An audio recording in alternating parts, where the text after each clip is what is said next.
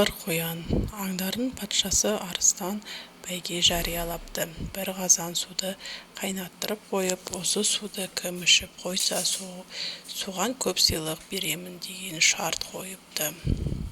Аңдар бірінен соң бірі келіп, қанша өжеттенсе де, қайнап тұрған суды ішуге батылдары бармапты. Ең соңында қоян келіп, қып-қызыл шоқта тұрған қазанды көтеріп алады да, ыстықтай ішуді өте жақсы көремін деп жан-жағына қарайды. Ендеше іше ғой, дейді аңдар аңдарылып.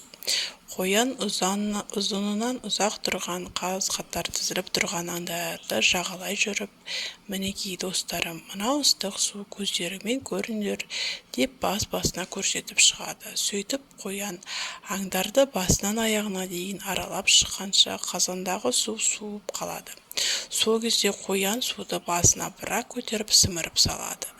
Шошынған аңдар ауыздарын ашып көздерін жұмысады. Ал алданған арыстан патша қоянға көп сыйлықтар бергізіп, міне нағыз ер деп.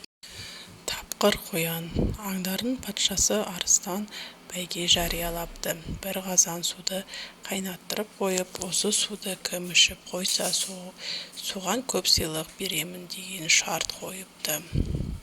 Аңдар бірінен соң бірі келіп, қанша өжеттенсе де, қайнап тұрған суды ішуге батылдары бармапты. Ең соңында қоян келіп, қып-қызыл шоқта тұрған қазанды көтеріп алады да, ыстықтай ішуді өте жақсы көремін деп жан-жағына қарайды.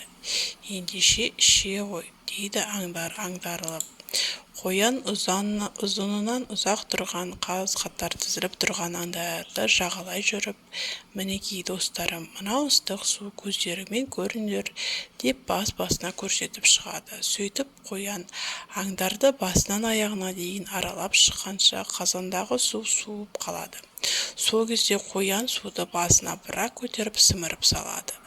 Шошынған аңдар ауыздарын ашып көздерін жұмысады. Ал алданған арыстан патша қоянға көп сыйлықтар бергізіп, міне нағыз ер деп.